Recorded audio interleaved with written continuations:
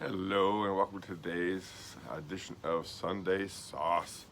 So glad to see you all here. It's the morning time here in Michigan where I live. This is just kind of out on our back deck with the little flowers behind us and things. Thought it'd be a good setting to do Sunday Sauce this time. And it's just very pretty. Don't ask me what kind of flowers those are. That's not my game. But I just know they're beautiful and hopefully they're showing up good for you. And I'm sure there's a few weeds in there as well. So it's just the way it works. And there's a little bit of glare behind me, as you can see. It's going to be a nice sunny day. And it's about 10:30 or so here in the morning right now. And just was had been having a good weekend, of course. Went and got some things this weekend for groceries, that kind of thing. And so.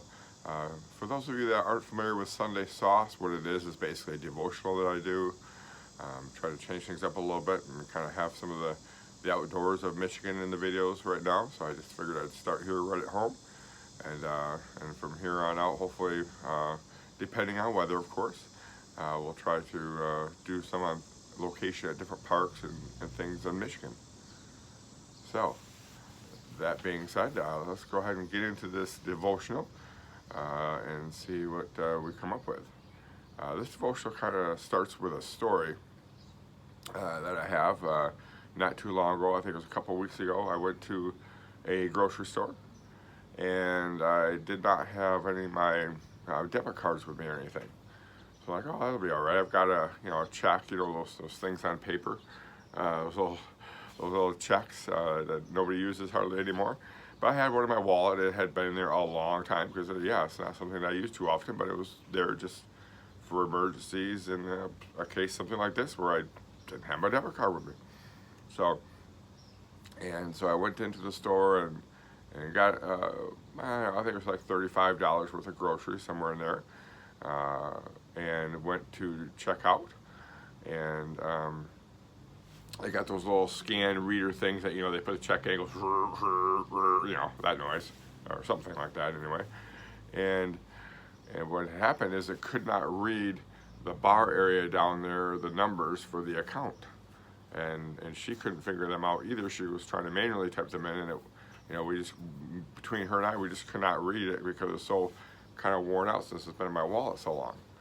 So there was, a gentleman behind me. I said, well, no, go ahead and let him go a minute, and I'll look online and see what my account number is.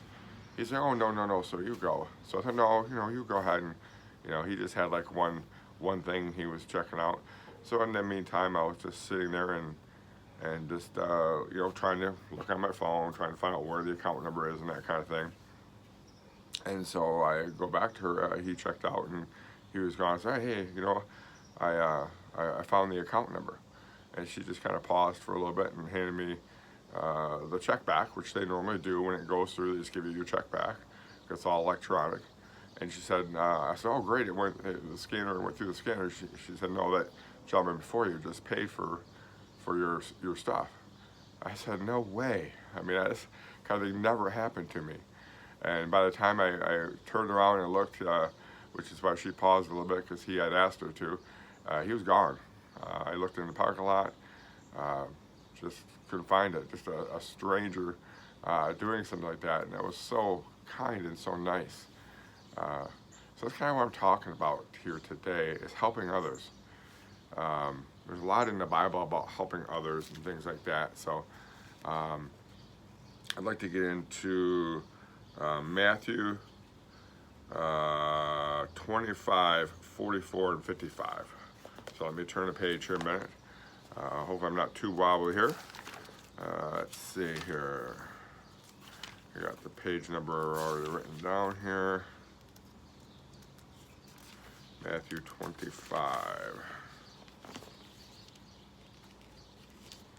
So again, Matthew 25, verses 44 and 45 is where I'm kind of looking at here. It says here in 44, then they will reply, Lord, when did we ever see you hungry or thirsty or a stranger or naked or sick or in prison and not help you? Then this is the disciples talking to Jesus. Then they will reply, Lord, when did we ever see you hungry or thirsty or a stranger or naked or sick in prison and not help you? And he will answer, I tell you the truth, when we refused to help the least of these, my brothers and sisters, you're refusing to help me. And they will go into eternal punishment, but the righteous will go into eternal life. So he's talking about their, I kind of stumbled on the words a little bit, I apologize. But basically what's being said there is, however you treat those around you, the least of these, or I'd even say the greater of these, if you're just talking financial situations or class societies, that kind of thing. He's basically saying if you don't help these others, then it's like not helping him himself, because basically we're all children of God, and he wants us to help each other and help others around us, and not in a selfish way, but just in a way where we help other people.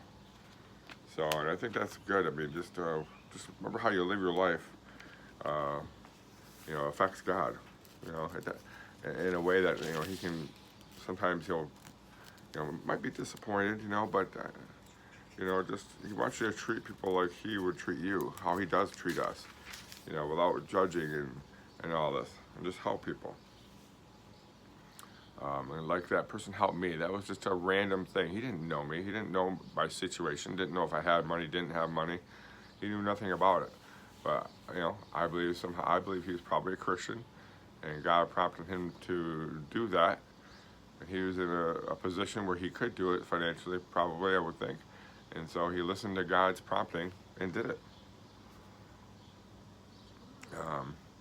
Also in the Bible it says, friends can help each other succeed. And we're going to Ecclesiastes 4:9-10. All right, so let's go read a little bit around that in a minute. I've got that page number here also. 1 second here. Okay, Ecclesiastes 4:9-10. All right. The advantages of companionship is kind of the human title here. I'll start reading in 7. I observed yet another example of something meaningless under the sun. This is the case of a man who is all alone, without a child or a brother, yet who works hard to gain as much wealth as he can. But then he asks himself, who am I working for? Why am I giving up so much pleasure now? It is all so meaningless and depressing. In verse 9, 2 people are better off than one, for they can help each other succeed. If one person falls, the other can reach out and help. But someone who falls alone is in real trouble. Likewise, 2 people lying close together can keep each other warm. But how can one be warm alone? A person standing alone can be attacked and defeated, but 2 can stand back to back and conquer. 3 are even better, for a triple braided cord is not easily broken. So what God's saying there is, 2 people helping each other is better than just one doing a task. I think of it as, with almost any task, more better, like my lawn here, which needs mowing. I've got to try and do that today. I usually have to break it up into a couple days of doing it because it's such a long, big yard, and I have a push mower. It's not a self-propelled push mower. I got to push that thing. So I'm getting up there in age, in my 50s now, and it takes me a little bit longer than normal. I still get the task done. But imagine if there was 3 or 4 of us, each with a mower, doing it at one time.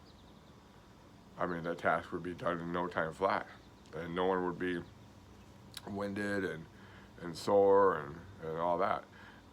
So you can do a task with more people and feel better afterwards, and many times do even a better job. So helping others in such tasks is always a great thing. Reminds me of the old days you hear where they'd have a barn raising. A whole community would come up together and help build a barn for the farmers. It would be 100 people from all that local community come and they'd build a barn in a weekend or two, and that task of everyone helping um, made that task quickly. Because in those days you couldn't spend all of your time just building a barn for yourself. You had other things to do, like you had to do your gardening, your hunting. You had to be self-sufficient and be able to get all that done, and plant your crops. You got to concentrate on that. The physical barn, they need to get that in and out of the way. It's necessary to have, but you got to get it out of the way. So everyone helped each other, and I'd like to see this world get back to that.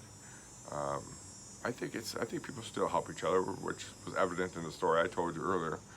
I don't think it's gone. I just think people are becoming more and more selfish nowadays, and maybe it's just a poor observation by me, and I don't know what I'm talking about.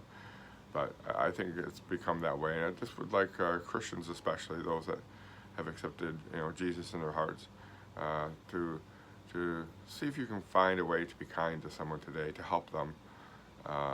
It doesn't necessarily have to be financially if you're not in a position to do that, but it can be as simple as, like I just said, reaching out and maybe helping them with a gardening task or something like that. Maybe help them by sending them a card in the mail or something like that, and say, hey, just thinking of you. If you need any help, just I'm here to listen to you, type thing.